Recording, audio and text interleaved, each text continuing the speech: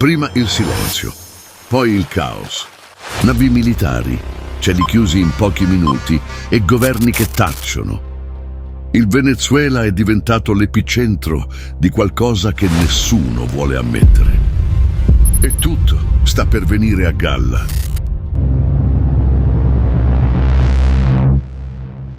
Il mondo è pieno di informazioni, ma povero di verità. Dove la storia tace, noi ascoltiamo. Dove i governi nascondono, noi cerchiamo.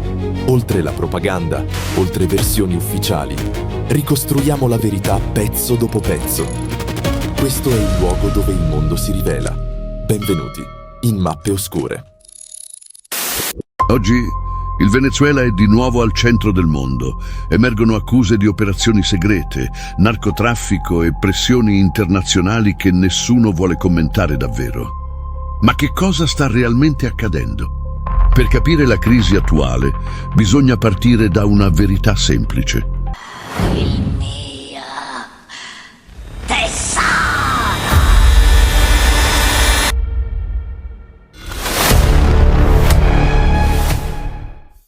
Il Venezuela possiede le più grandi riserve di petrolio del pianeta. E quando c'è petrolio, ci sono interessi che non dormono mai.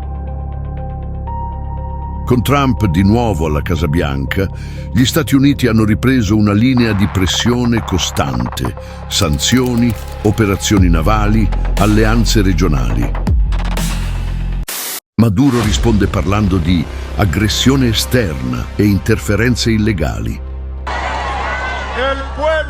Alcuni analisti sostengono che stiamo assistendo a una nuova guerra fredda nei Caraibi, con Washington da una parte e Caracas dall'altra. E poi c'è la parte più scomoda. Secondo fonti ufficiali, la CIA è operativa sul territorio venezuelano. La motivazione dichiarata: il contrasto al narcotraffico. Quella non dichiarata è un enigma. Perché le navi statunitensi si avvicinano così tanto alle coste? Perché ci sono movimenti insoliti nelle basi militari della regione? Perché Maduro ha attivato unità speciali su più fronti? Perché il governo teme infiltrazioni, sabotaggi e movimenti nascosti lungo le rotte marittime e terrestri strategiche. Una decisione che molti hanno interpretato come un segnale di allerta interno, ma anche come un messaggio al mondo.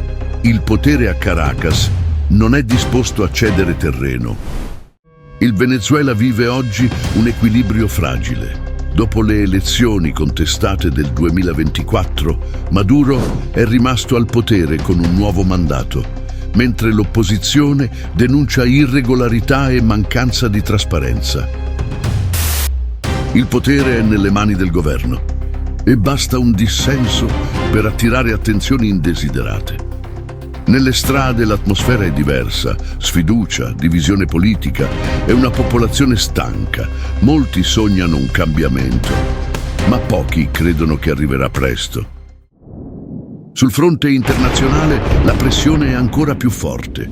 Il petrolio venezuelano resta una risorsa enorme e nel 2025 continua a fluire, nonostante sanzioni, restrizioni e tensioni politiche. Gli Stati Uniti mantengono una linea dura e ogni movimento navale o diplomatico alimenta il sospetto di uno scontro imminente. Le comunicazioni ufficiali sono limitate, i comunicati sono vaghi e quando si parla di operazioni in mare, voli sospesi e movimenti militari, la risposta è quasi sempre la stessa: silenzio. La comunità internazionale osserva. Nessuno vuole essere il primo a muovere una pedina, ma tutti hanno interesse sul tavolo. Il Venezuela oggi è una terra sospesa, tra crisi economica, proteste silenziose, petrolio che scorre e frontiere che tremano. Il paese cammina sul filo di un equilibrio precario. La domanda non è se la storia tornerà a esplodere. La domanda è quando.